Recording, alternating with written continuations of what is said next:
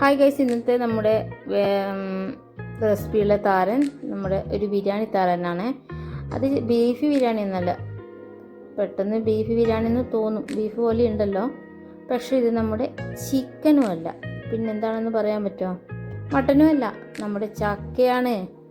ചക്ക ബിരിയാണി. ചക്ക മുറിച്ച് സ്ലൈസായിട്ട് മുറിച്ചെടുക്കുക. ചക്ക മുറിക്കുമ്പോൾ കത്തിക്ക് ചമ്മണി പറ്റാണ്ടിരിക്കുക. ചക്ക മുറിക്കുന്ന മുമ്പ് കത്തി ഒന്ന് കഴുകിയിട്ട് മുറിച്ച കത്തിയിൽ ചമ്മണി വരത്തില്ല. പിന്നെ മുറിച്ച ചക്കേനെ കഴുകിയിട്ട് അതിലേക്ക് മഞ്ഞൾപ്പൊടി, ഉപ്പ്, മുളക് പൊടി, ലേശം വെളിച്ചെണ്ണയും പരിക്ക് നമ്മൾ കുക്കറിലൊന്ന് വേവിച്ചെടുക്കുന്നു.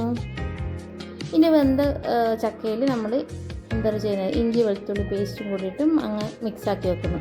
പാൻ അടുപ്പിൽ വെച്ച് നമ്മുടെ ഇതിൽ എണ്ണ ഒഴിച്ചതിന് ശേഷം നമ്മൾ മുളകും പച്ചമുളകും ഉള്ളിയും ഒന്ന് വഴറ്റിയെടുക്കുന്നു. ഇനി നമ്മൾ ചക്കയിൽ മല്ലിപ്പൊടി, ഇറച്ചി മസാലപ്പൊടി, മുളക് പൊടി, മഞ്ഞൾപ്പൊടി, കുരുമുളക് എല്ലാം കൂടി ഒന്ന് മിക്സ് ചെയ്യുക.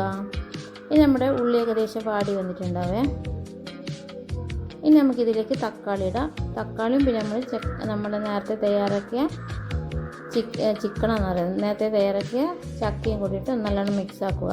ഇനി മല്ലിച്ചപ്പിട്ട് നല്ലോണം മിക്സാക്കിയതിന് ശേഷം നമ്മൾ നേരത്തെ ചക്ക വേവിച്ച ലേശം വെള്ളം അതിലേക്ക് ഒഴിച്ച് ഒന്ന് കുറുകി വരുമ്പോൾ വേവിച്ച ചോറും അതിലേക്ക് ഇടുക.